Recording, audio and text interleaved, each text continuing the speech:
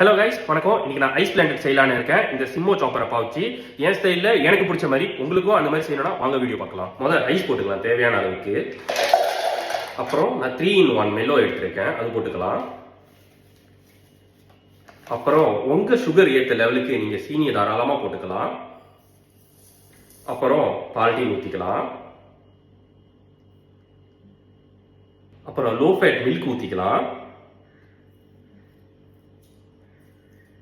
அவ்வளவுதான். இப்ப அரைக்கிறது தான்.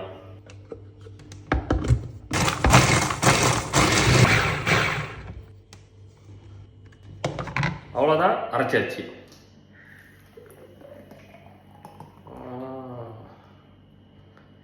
எந்த அளவுக்கு ஸ்மூத்தா அரைச்சிருக்கு பார்த்தீங்களா? ஓகே,